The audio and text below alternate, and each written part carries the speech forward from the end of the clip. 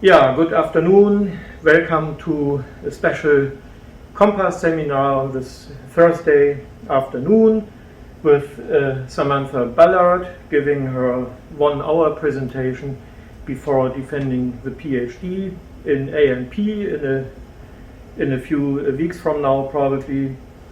So Sam has been in the A&P program here at RSMAS since fall 2015, working with Hans Graeber as advisor and with me a little bit as a co-advisor in the SAR remote sensing group. Before coming here, she went to the Pennsylvania State University where she got a bachelor's degree in meteorology in May 2015. She is working on this project called CLASI. I'm going a little back and forth between the pages here. Where is it now? So she's working on the CLASI project where an experiment was done in Monterey Bay. And while working on that project, she did a few internships. For example, here in summer 2017, she was at NASA Goddard as an intern and participated in the development of a wind algorithm for a P-band airborne SAR. She also did a boot camp at the University of Virginia on advanced computing for earth sciences. She participated in a cruise on the Roger Revelle around Palau in May 2016. That was for the project in which Lisa Neiman worked with the marine radar data. She had an internship at the National Weather Service in Pennsylvania in early 2015, so that was actually before coming here, and also something at the University of Colorado in Boulder on solar and space physics in 2014. Then she was a broadcast meteorology intern at Fox News in 2013. So that's a lot of experience in different fields. What else? She got a few awards, like the 3rd place in Earth Science for NASA Goddard Summer Intern Poster Competition, a Dean's Freshman Scholarship in Pennsylvania, and a Chelios Family Scholarship in Meteorology, and the Hans Panofsky Meteorology Scholarship that was all as an undergraduate student. You participated in the impact program here with high school students, I think. This CV here says last summer, but I think you did it again this summer, 2019, 2020. You did your TA jobs here for an ATM course and for an MSc course. There are a bunch of conference papers. I think the real journal paper is still in preparation, right? And she also participated in a few conferences, such as the European Space Agency's Living Planet Symposium in Milan, Italy in spring 2019, AGU meeting in Washington, D.C. in 2018, IGARS 2018 in Valencia, Spain, with a poster presentation. AGU Ocean Sciences in Portland is here in the list. Then a presentation at the Naval Research Lab. Another IGARS in Fort Worth in 2017, also with a poster, I think, right? And you also gave a presentation at the NOAA National Hurricane Center here in Miami in 2017. I watched it online, I remember that. And yeah, so a lot of activities. So you should be well prepared to complete this PhD student part of your career and move on to the next exciting position, and you will give your required 1 hour presentation. Today the title is very long, you can read it yourself. So I will go to my seat and you can start your presentation. Okay. Thank you, Roland. Thank you for that great introduction. Thank you, everyone, for coming today and listening to my 1 hour seminar in preparation for my defense. So today I'll be talking about investigations of satellite observed, in-situ-measured, and modeled simulated land-air-sea boundary layer physics. And I'd like to acknowledge all my co-authors, committee members, and other co-authors that have helped me with this project.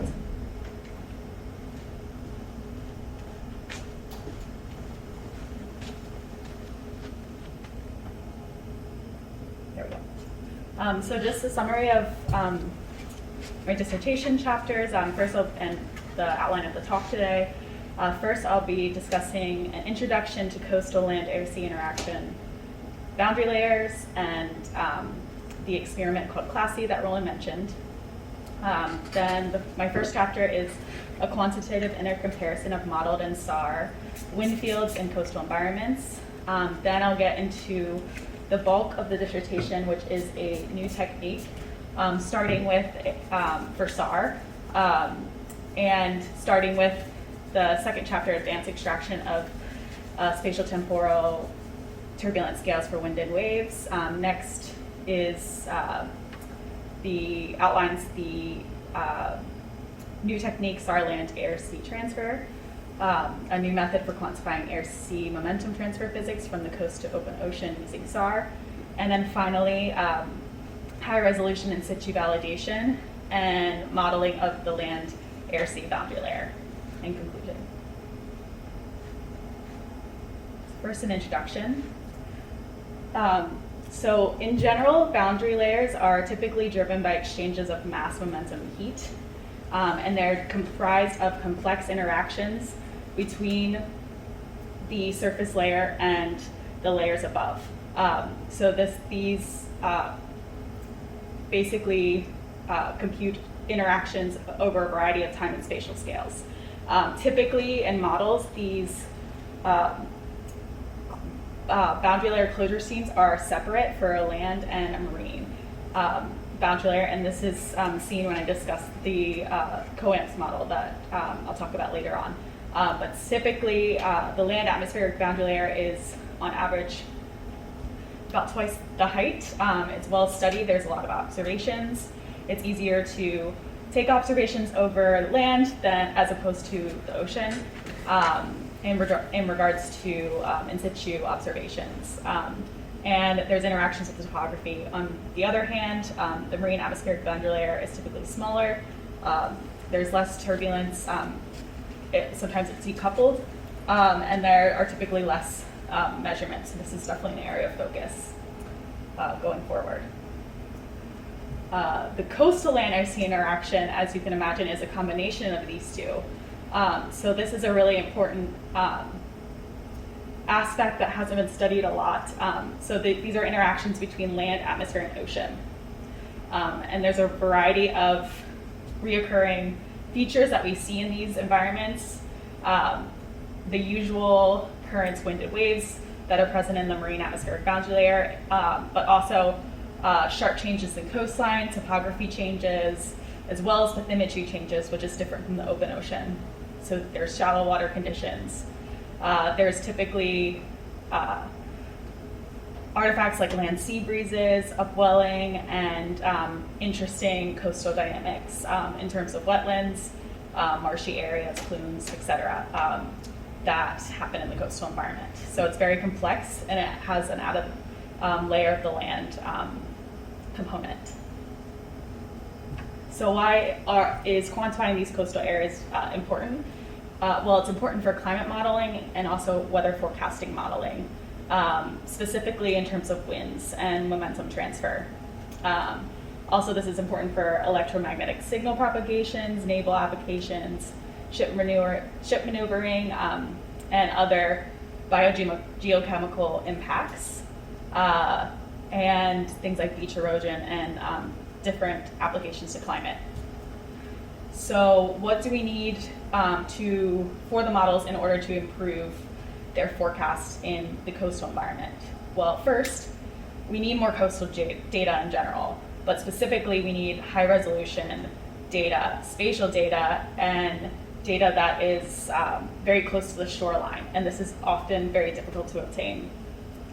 Operational forecasting models within the coastal zone, basically there's not one available right now operationally, so in order to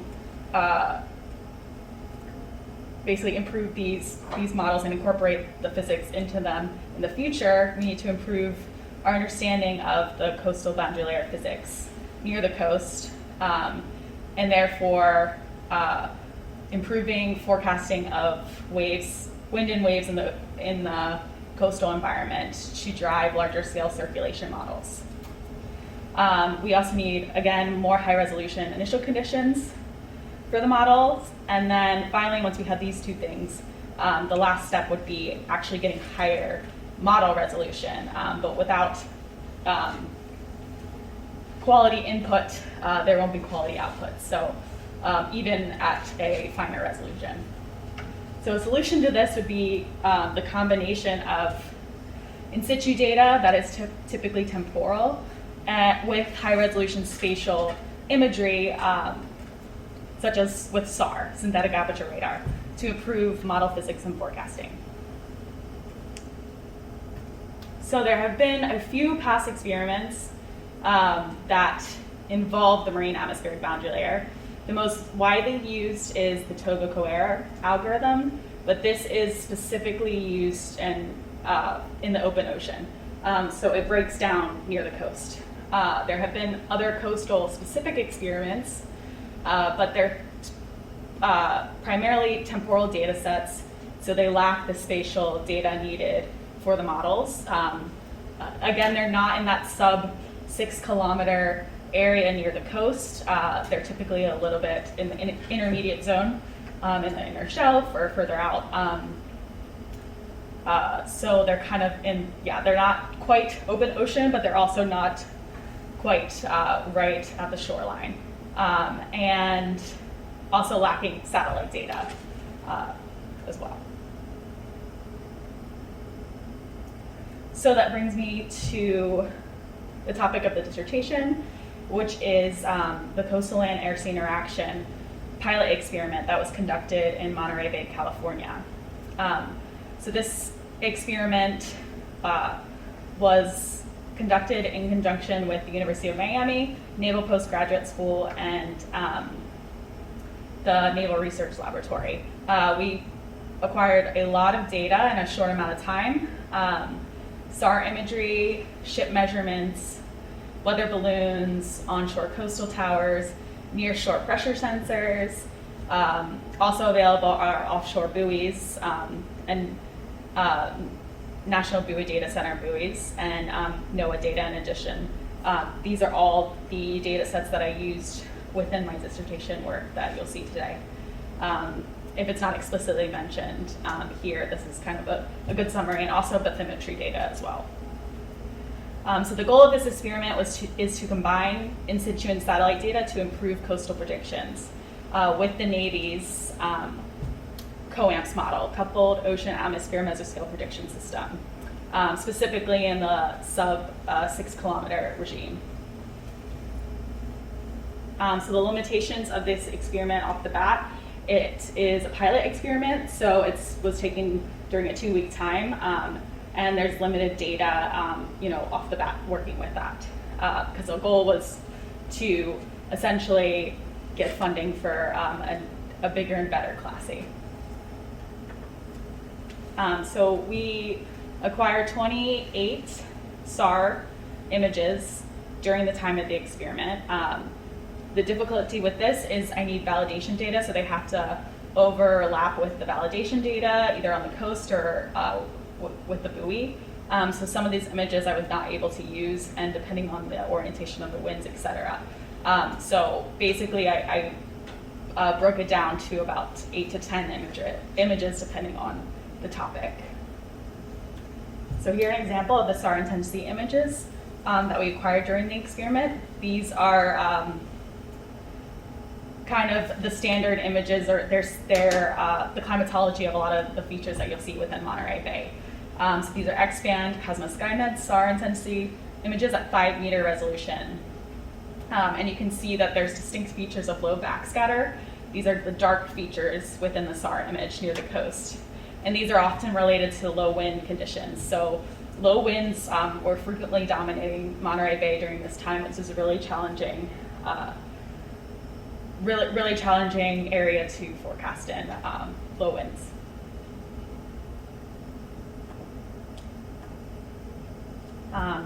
So next we have the corresponding COAMPS model output. So you can see it's much coarser at 333-meter resolution.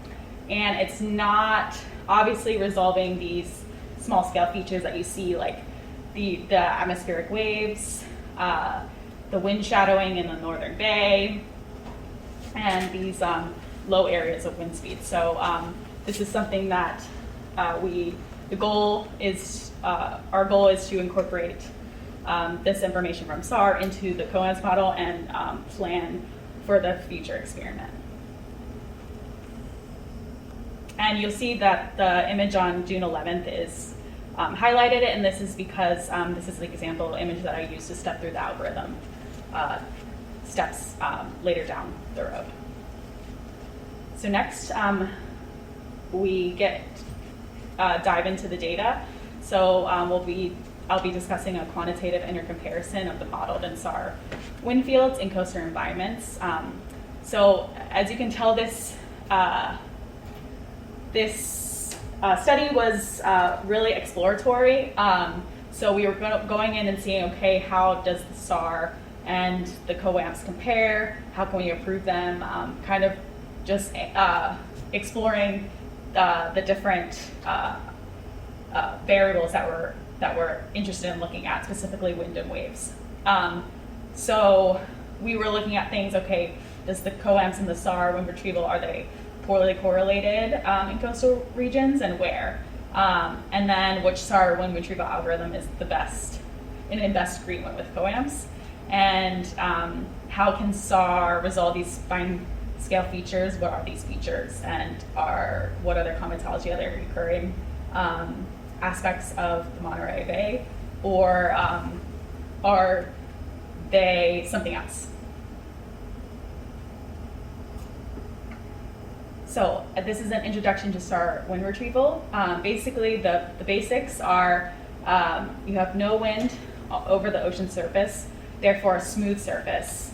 And the instant wave from the SAR is then reflected, and a low signal is sent back to the radar. As the wind increases, the surface roughness of the ocean increases, therefore the signal back to the radar increases. And the principles of the radar backscatter can be described by Bragg theory. So the Bragg waves are, this is the Bragg wave resonance equation, and this is based off of wave number, dielectric constant, incidence angle, and polarization of the radar. And this is actually what the SAR can measure. And we relate this radar cross-section to wind speed in order to derive winds. So this is kind of a basic relation between what the SAR sees and wind speed. So the SAR is the NRCS. So this is a geophysical model function that is frequently used in scatterometer data. And so this GMF relates the NRCS to wind speed and incidence angle. And this is an example of just a simple relationship. And you can see over here the simulated values of NRCS over the ocean for a P-band wind retrieval algorithm. So this is a preliminary algorithm that I developed when I was at NASA. And you can see that basically the lower wind speeds start at the lower NRCS values, and they increase with increasing wind speed.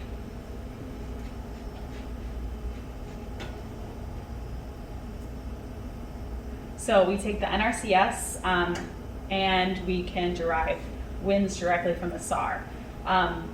The full equation, the full GMF relates wind direction as well as wind speed to the NRCS. So wind direction is needed as input into the geophysical model function first. This is either acquired from atmospheric models or directly from the SAR image. But this is typically directly from the SAR image is typically applied in high wind speed conditions. So when there's a linear wind-induced features like boundary layer rolls, etc., these techniques are easier to use and obtain. So this is the full geophysical model function. This is for a C-band SAR, and this is the NRCS in relation to wind speed, wind direction, incidence angle of the radar, and then the empirically derived coefficients that depend on the the band of the satellite. And this is just a graphical representation of what it would look like, the NRCS as a function of wind speed, wind direction, and antenna direction. Okay, so basically we have X-band and C-band SAR taken during the time of CLASI. So we have a couple of different algorithms that we can use as inputs into the wind retrieval and derive our wind speeds. For X-band, there is an DLR and an ASI, as well as a XMOD function. So there's 3 different XMOD functions that we can choose. So we apply our wind retrieval algorithm, and then we derive our wind product. Second, with C-band, there's a couple of different C-band wind retrieval algorithms as well. So this is the same technique. We apply the geophysical model function and then derive our wind speeds. And these are 20-meter resolution wind products. So this is going back to the COAMPS and the SAR comparison. Again, the COAMPS is at 333-meter resolution, and this is just a qualitative look at what features is COAMPS resolving and what features SAR is resolving. So COAMPS is on the left, and you can see that it's getting a little bit of this wind jet, but it's not as expansive as what the SAR is seeing. So this is, the wind speeds, I can already tell that they're going to be a little bit underestimated in the model, just looking at this. And then obviously the features like the wind front, et cetera, the low wind speed features, those aren't present in the COAMPS model at all. So these are something that we've been working with the modeling group in order to improve on and possibly incorporate for a coast-aware COAMPS model.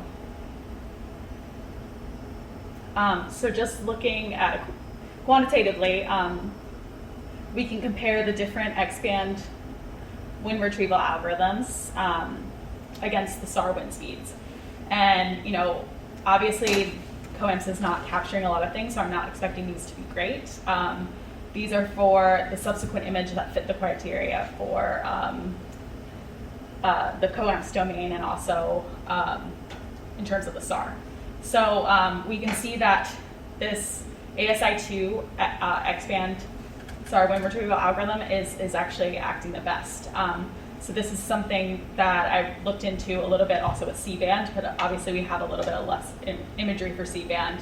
Most of the images were acquired in X-band. So it's, they're not very well correlated, but I think that if I look a little bit further into seeing whether or not, what locations COAMPS is doing better versus in the near shore where it doesn't do as well. And that's something that I took a look at next. So I took identical regions in the open ocean and also near the coast.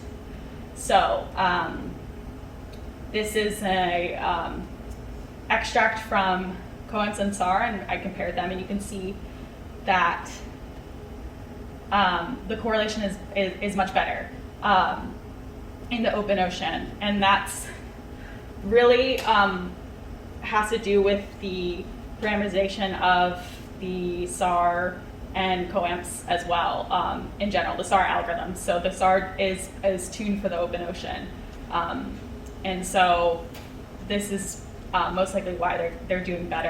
And the COAMPS obviously has issues near the coast, and you can see just by looking at this that typically, again, COAMPS is underestimating compared to the SAR a little bit. There's a bias of about -3. So next we can look at an extract near the coast. And you can see that they're much more poorly correlated. And this is likely to do with that wind shadowing area in the Northern Bay. So this is definitely an area of focus for COAMPS to improve upon. And basically, the differences in this topography is there's Santa Cruz Mountains. So these waves are being forced off in high wind speeds around this corner, and then there's a shadowing due to the mountains as well. So this is something that is an area of focus for COAMPS and improving upon. It is actively being worked in. So I did some work looking into, okay, what are these features exactly? What are we seeing in this SAR image? These recurring features of area of low backscatter, and also these waves. What are they? Can we say for certain that they're atmospheric or oceanic? And why are they not appearing in the COAMPS imagery? So the corresponding COAMPS run to the SAR COAMPS run does not show this low area of wind of backscatter, and this is because it actually shows it 4 hours earlier. So the COAMPS is about 4 hours off, and this really has to do with the timing of the movement of the front. So this is also something that I have been working on that I won't show today, but basically tracking the front how fast it's see how fast it's moving, and see if we can incorporate that into the COAMPS model as well. So this is likely a sea breeze front, and we can see it come in, effect in, and then retreat out in subsequent COAMPS runs. I didn't show them here, but you see it come in and out, and this is kind of a recurring feature and has been noted in the literature during this time in Monterey Bay. So next is these waves in the Northern Bay. Are they atmospheric or are they oceanic? And there's some criteria to distinguish between the two. The criteria is in favor of atmospheric gravity waves when there are bright bands bordered by dark bands, and these are all the characteristics that I determined are in favor of atmospheric gravity waves. They're in lee of mountains. They're in lee of the Santa Cruz Mountains, typically an area above 10 meters per second, and near an atmospheric front or strong wind shear zone, which this wind jet is definitely a strong shear zone. And the packet stays stable within subsequent imagery as well. So to really tell the difference between oceanic internal waves and atmospheric gravity waves is by looking at a horizontally polarized image, which we don't actually have. So that would be the best way to tell for certain the difference. There is a possibility that they could be a combination of the two, but in terms of the criteria, I do believe that they're atmospheric lead waves. And these are, very much noted in the literature as, highly varying areas of wind speed, and they propagate all the way down to the ocean surface as well. So next we're getting into the new technique for SAR. First is the advanced extraction of these spatial, temporal, turbulent scales for wind and waves. And so we want to look into how these can be extracted for the model and also for the algorithm to compute the boundary layer physics. So we're looking at what are the dominant spatial and temporal scales within Monterey Bay and across these different features. So this technique uses the Wavelet Transform, and Wavelet Transform is a way to decompose a time or spatial signal by letting these translation and scale parameters vary. And essentially, you take a mother wavelet and you shift it along the signal. And then you scale it as well in order to match your signal, essentially. So this is measuring variations of power within the signals. So what's the difference between wavelet and the widely used Fourier transform? So traditionally, Fourier transform analysis is better suited for stationary processes. Wavelets are better for non-stationary analysis, and this is often present in coastal environments. Also, the Fourier transform doesn't have very good time localization, as you can see here. If you think of the wavelet in terms of a music arrangement, for example, you know that the frequency would be on the y-axis and the time would be on the x-axis. And as you go up in notes and higher pitch, then your frequency increases. So this is what we're seeing here.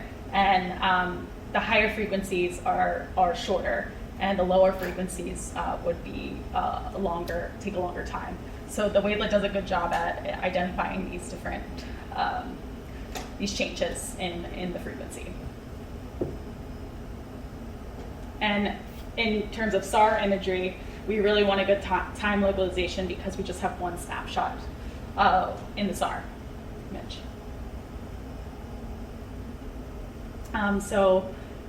The first choice in the wavelet transfer algorithm is just use the mother wavelet. So in this case, I use the Morlet wavelet. This is typically used in the literature for turbulence and scale analysis. And it's easy to use because you can incorporate wavelet scale and Fourier period as well. So this is the algorithm expressed in Fourier space. And again, it's the function of location and scale. And essentially, you take a inverse Fourier transform of the Fourier transform of the analyzed signal times the Fourier transform of the wavelet conjugate. And that is the mother wavelet. So the wavelet has a similar look to it as would a Fourier transform. A spectrogram is a Fourier transform output of the wavelet space. In the wavelet space is called a scaleogram. So it's a function of wavelength and position. And essentially it's the squared of the energy density of the wavelet. And again, the shorter wavelengths or higher frequency are better resolved in position, and then the longer wavelengths are better resolved in wavelengths and less over time.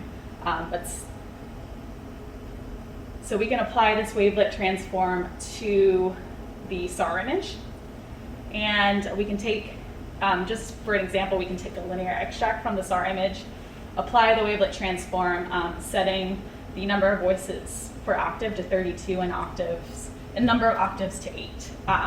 And then we can compute our wavelet transform, and our output is the scaleogram.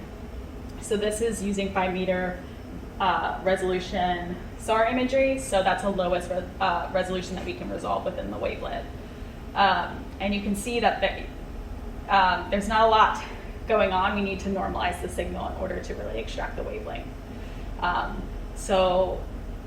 Beyond the sea breeze front, typically around 50 to 40 meters of the ocean waves dominate. So these are our swell waves. And then through the front, the wavelength is decreasing towards the shore to around 25 meters wavelength.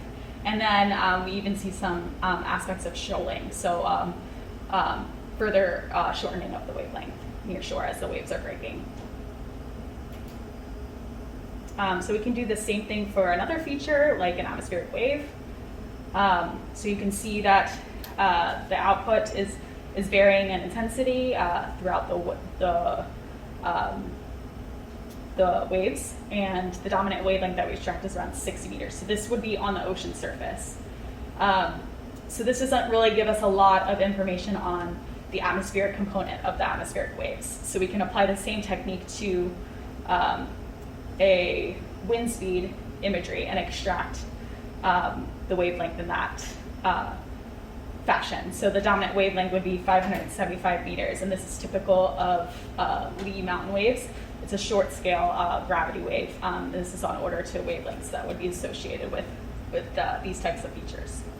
So that's a good confirmation of that this is in fact an atmospheric component.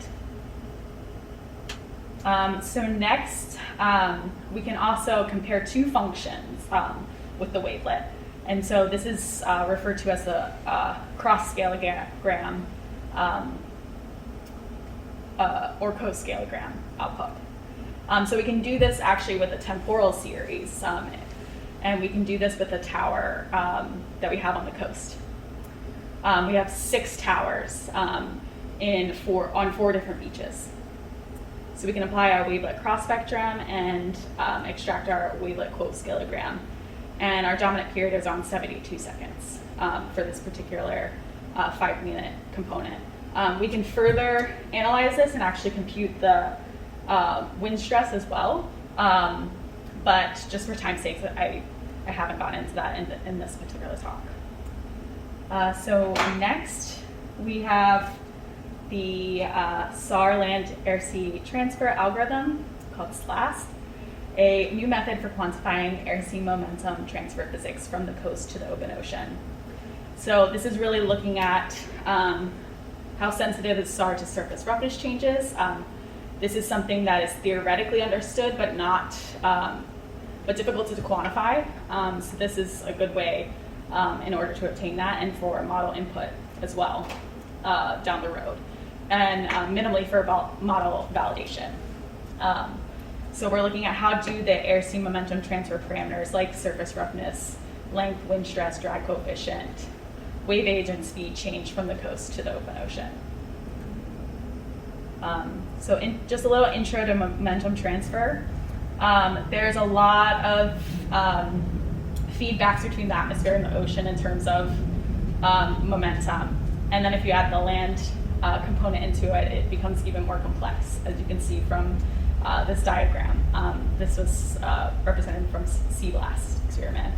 So the surface roughness, length, drag coefficient, wind stress, etc., are crucial for understanding and modeling these interactions. So we have the drag coefficient, stress, velocity. These are the momentum aspects of this air-sea transfer. So they're typically used in model turbulence physics and closure schemes. And typically we derive, again, these parameters. They're typically theoretically used in the field, derived from in-situ point measurements over time. And this has been done traditionally in the open ocean and less towards the coast. So coastal areas have a lot of rapidly changing spatial variability, and they differ from the open ocean environment, so they require their own parameterizations. So this is proposing a new SAR technique, using SAR intensity images to derive wave parameters like ocean wavelength, phase speed of ocean waves, wave age, and then furthermore to the momentum parameters like surface roughness, drag coefficient, and wind stress needed for the models. And this can be applied from the coast to the open ocean using the wavelet-based approach. So it's useful in areas that are lacking in-situ measurements and needing spatial measurements, which is a wide variety of areas. And it's generally autonomous with the exception of some added data needed like bathymetry near the coast when shallow water conditions apply and certain sea state instability considerations that I'll talk about in the algorithm steps. And I'll be stepping through an example for a deep water condition out in the middle of the bay. This is under about 15 to 20 meter second winds, and the validation for this will be the buoy at this location. And then second would be a shallow water example. This is very close to the coast. It's a variable low wind front and the coastal towers are used as validation. Okay, so we can apply, the first step is to apply the wavelet transform like we did before, except we're doing this to the entire area. So this is a 5 by 5 kilometer area. We apply the wavelet transform in the same way that we did a linear extract, and we can extract a map of the dominant ocean wavelengths. In the deep water, these vary from 59 to 65 meters in this example on June 11th. And the middle marker is the buoy for the deep water case. So we can do the same, we can extract the wavelengths in the same way in the shallow water regime. So again, our SAR sigma naught is used as input to the wavelet algorithm, and then we can extract the dominant wavelength. And you can see that it's increased slightly close to the coast. And this is likely to have to do with the influence of swell waves, which I'll talk about going forward. So next we can use the wavelengths to calculate the phase speed, so how fast are the waves moving. So you can see that this equation is based on the dispersion relation for deep water waves, which is a function of wavelength. And we can extract a map of the phase speeds as well. And these are not too varying within the buoy area, and that's because the wind speed is fairly constant out in the open ocean. However, near the coast, we have that strong spatial variability from the sea breeze front. So we have to consider a shallow water dispersion relation based off of how deep the water is near shore. So this is no longer a function of wavelength, except for the fact that we need to determine the relationship between depth and wavelength. So in our case, near shore, we had, if we go back, 65 meters on average dominating. So we would plug that into our equation, and basically we can find that, okay, deep water conditions dominate up until 3.25 meters depth in this specific image. So then after that, closer to the shoreline, shallow water conditions would dominate based off bathymetry and the dominant wavelength, as you can see here.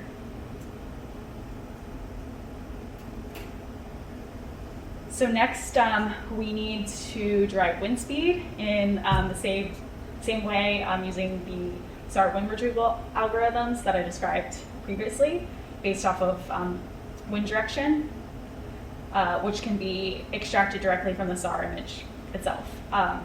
So this is an example of wind speed output around the buoy location for the deep water example. And again, you can see, like I said, the winds weren't varying very much, around 16 to 20 meters per second. However, close to the coast, we can see a sharp change from 12 down to 6 meters per second beyond this sea breeze front. And that's incorporated into the wind retrieval algorithm. So next we can use the phase speed and the star-derived wind speed to compute wave age. And wave age is really useful in areas, again, where in-situ measurements are lacking. So the sea state is defined by this wave age parameter. And it's basically a measure of the amount of time that the wind has been acting on the waves. So the young sea or the wind sea is newly developing waves that have short fetch, and the waves are slower than the wind. Mature sea would be swell, so the winds have been blowing for a longer period of time from a large storm or over a large area, and these are the longer waves with decreasing wind speeds and often waves that are traveling faster than the wind. And these are the criteria to determine between the two. So here are the two examples, deep water and shallow water. In deep water, the wind sea conditions dominate because we're less than 1.2 wave age. However, near the coast, we can see that because of the sharp decrease in wind speed, swell has a big impact on this coastal environment. So that's something to incorporate. That's something that needs to be accounted for going forward in shallow water areas. So next we have surface roughness length. So this is the height, this is basically the wind stress over the ocean when we have winds less than 3 meters per second. This is aerodynamically smooth, and then greater than 3 meters per second, the surface is rough and depends on this roughness parameter. So there's different sea state parameterizations for surface roughness length based off of different conditions. You can use the wave age parameterization, which I'm using here, in wind speed and deep water and fetch limited conditions, which often dominate in Monterey Bay. And there's a couple of different parameterizations based off of other conditions. So using the wave speeds, phase speeds, and wind speeds, we can derive the surface roughness length using this equation from Donnell in 1993. So this is the output for the surface roughness length for deep water, shallow water. These are, again, on values that we would typically see based off of the wind speeds, so that's promising. And again, the sea beachfront is defined within the imagery. And you can see that there's just, in some of the imagery, you see this increase of roughness or drag coefficient, or et cetera, near the coast, and that's due to breaking waves. So there is truly an increase in drag in these locations. So in order to calculate drag coefficient, we must assess stability.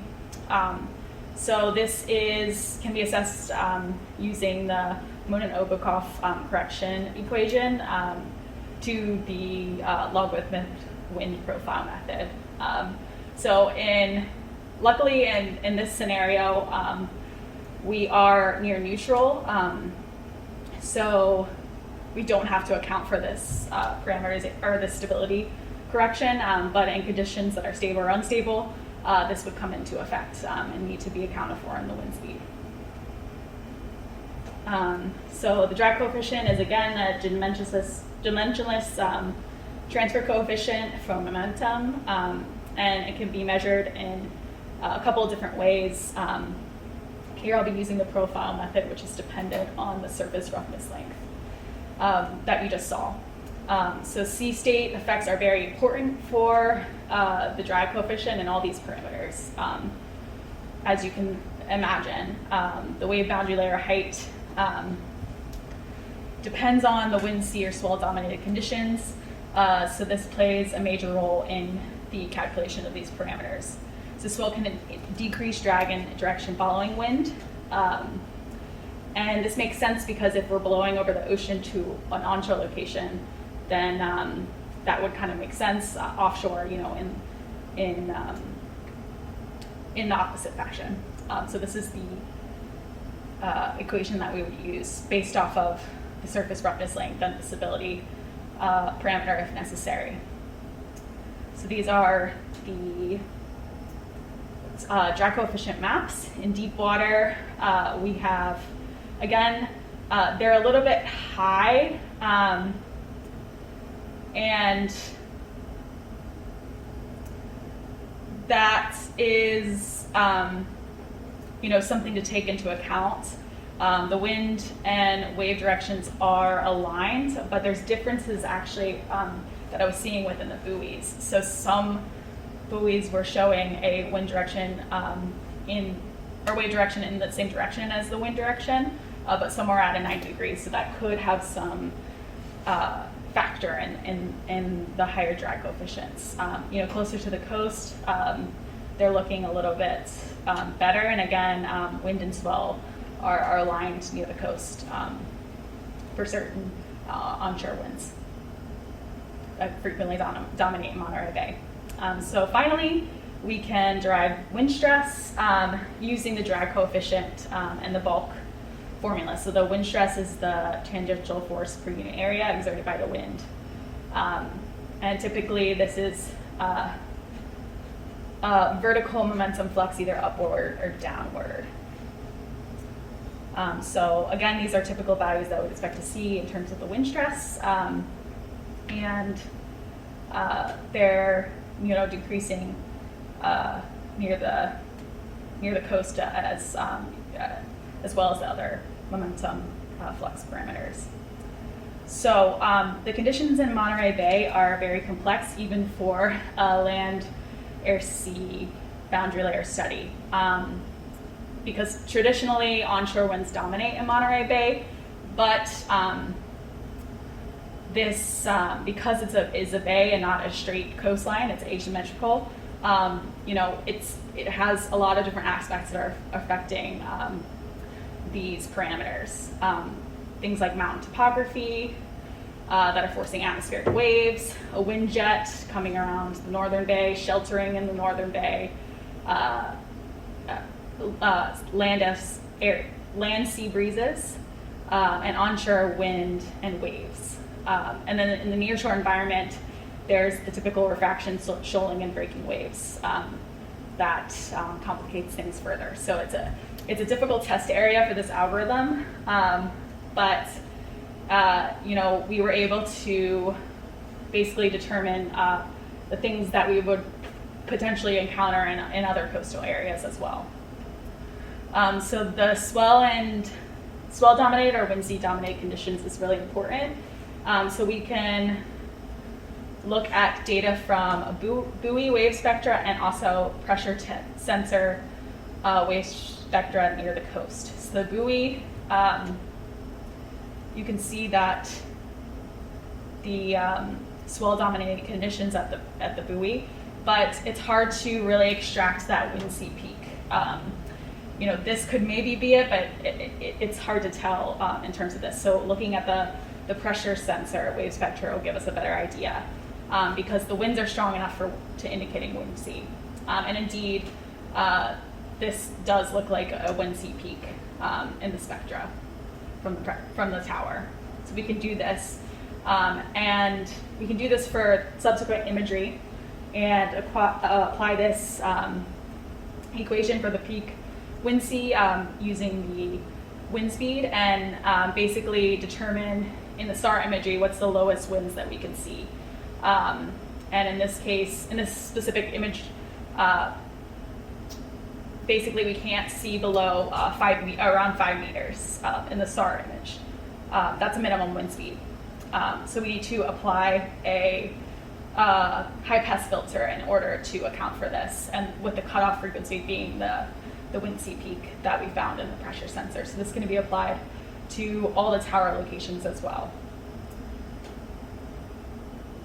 So finally, we can look into the validation of this technique and a little bit into the modeling. I don't have too much time to discuss, so I don't want to keep everyone too long today. But this is basically looking into, okay, what's the validation for the algorithm, and can this algorithm be used as input into a mesoscale model like COAMPS, or can it be used in a higher resolution model, like LES, for example. So I'll investigate this in this chapter. So buoy validation is for the deep water example. Of course, I'm limited by the amount of buoy validation. This is the only buoy that's within the SAR image itself that I have access to, and it only has wind components. It doesn't have wave output.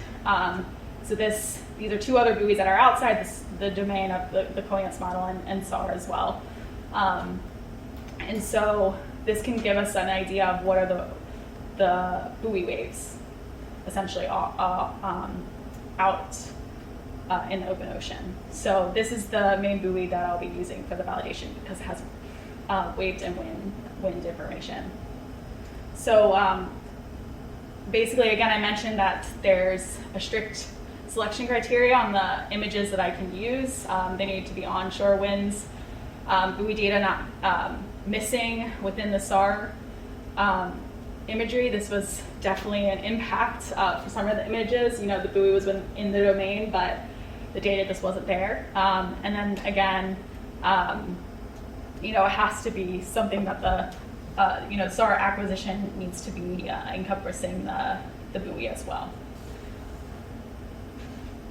And you can see that this technique, this is SAR versus buoy wind speed, which has been done in the literature many times, and they're in well agreement for the amount of images that we have. And then I can apply the wind from the buoy and the wave information from the buoy because I have the wind speed and the phase speed essentially from the buoy, and I can calculate the surface roughness length in the same way that I do the SAR. And actually the results are pretty promising, which is good confirmation that okay, we can, this technique is valid, at least in the deep water.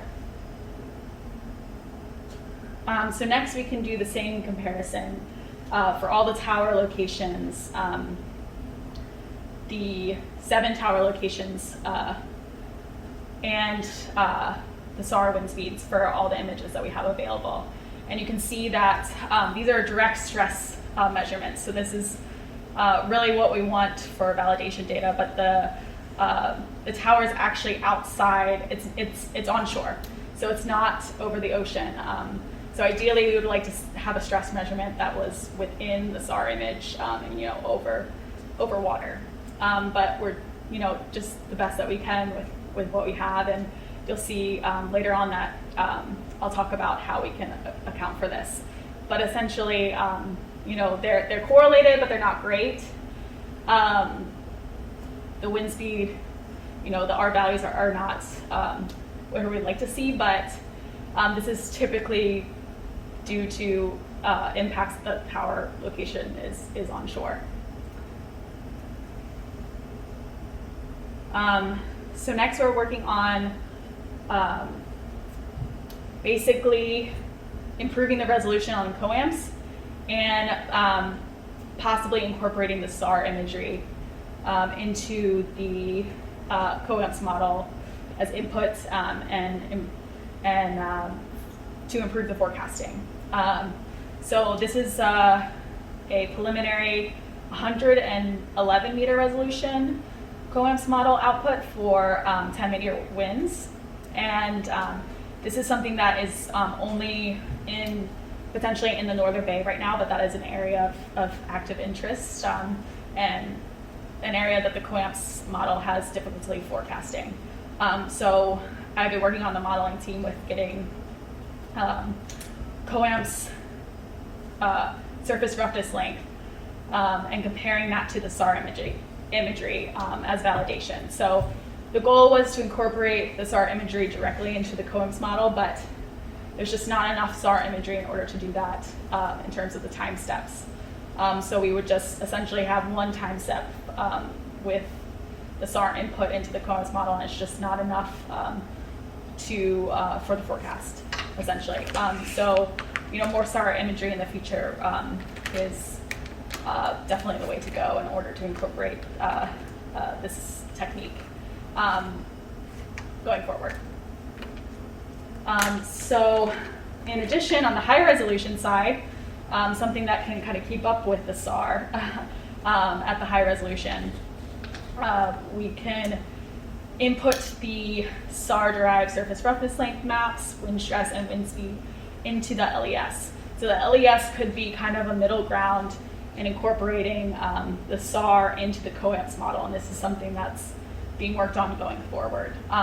So this is a case setup that has been theoretically modeled, but it hasn't been modeled with real-world observations.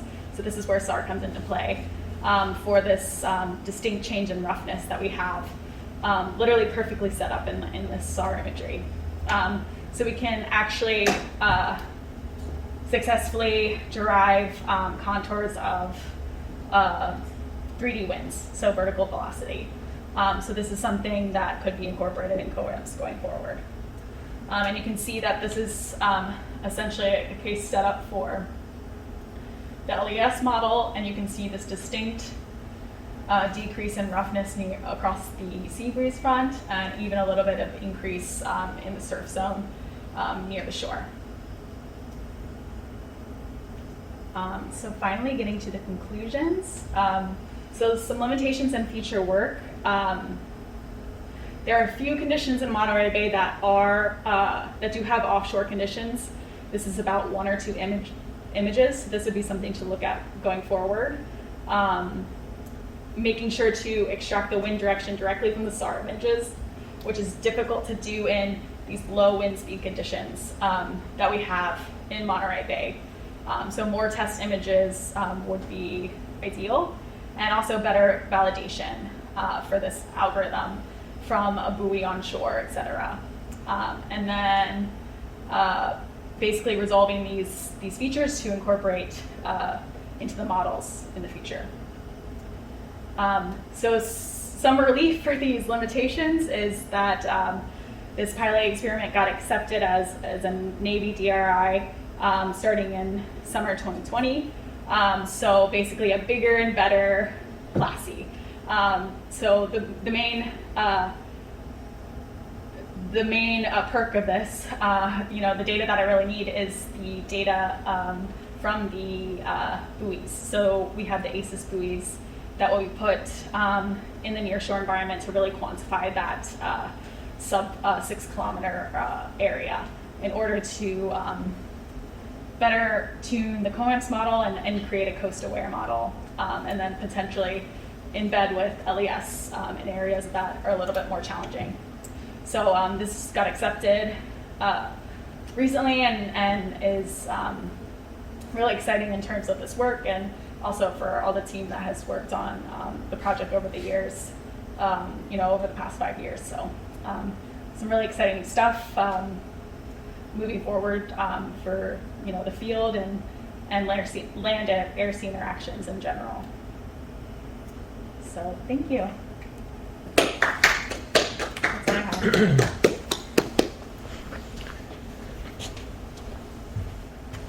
Okay, thank you very much. Your laptop died, so I have to use your laptop here. What did you do with the pictures there? They were kind of blocking. Okay, it's just us now. Everybody else left. Yeah. We stop the screen sharing. Yeah.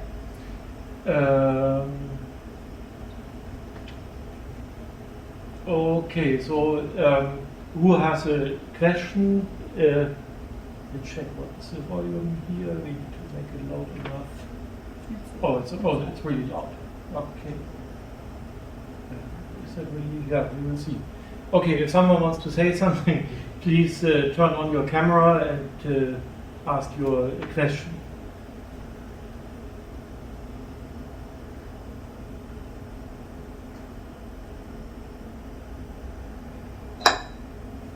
Hi. Yes, John.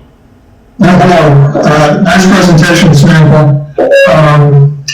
I was wondering that if you were kind of getting in there, you said that getting the wind direction from the SAW as future work, but I thought at some point in the presentation, you also said that you got the wind direction from the SAW image for that Monterey Bay image that you kind of focused on. How did you do that? Was that one that's... I kind of misspoke. So you're able to with linear features aligned with the SAR image, it's difficult in that near shore environment because the winds are so low. You can do it in areas that are a little bit higher wind speed. That's something that I just haven't really focused on because essentially we're just in, the winds are typically onshore in that environment, so they're not too variable from what I've seen. So I've used the model winds in the nearshore environment, but in some imagery we can directly, essentially. So where it was windy and you can see features, you were basically getting it from the features, and the lower wind you use the model? Yes, yeah. Okay. So nice work. Thank you. Hi. Hello, Will. Hello. Quick question. So the model seems incapable of picking up the atmospheric waves. Is that something which needs to be incorporated into the model? Is that something that you have a chance of actually trying to do? Yeah, that's something that I've been talking with the COAMPS people about. That's because it should be able to resolve the wavelengths of the atmospheric waves, and I know they're really interested in those features, and one of the modelers, he works a lot with atmospheric waves, so I think that's something that should definitely be of focus, and going forward with the new DRI, I know that area is one of the supplementary test areas, so it's going to be gone back to and basically we're going to put out in-situ measurements in order to see if we can capture those observationally. Okay, so is it just a question of the model resolution, or does some fundamental physics have to be added? Yeah, I think it's both. I think it's it should be both because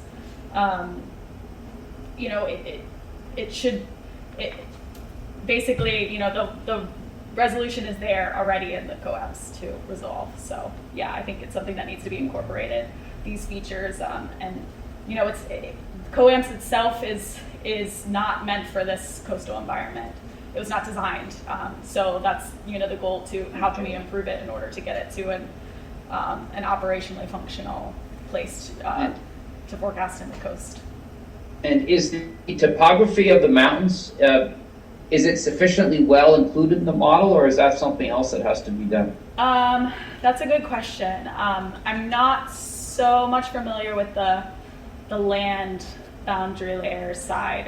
That's something that I need to look into a little bit more. But I would expect that if there's a sufficient land boundary layer model, that it should be incorporated. The topography should. So I'm not sure what the disconnect is. Yeah. No, it's something to look into. But I mean, the feature is really reoccurring in so many SAR imagery, and I know when they were out on the field, they were encountering some really crazy weather in that northern bay, like right around that area. So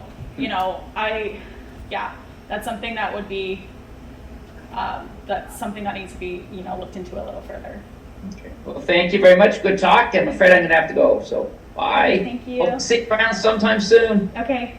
Bye. Okay, bye. Happy holidays. Yes, indeed. You too. Okay, any further questions from the remaining 5 people?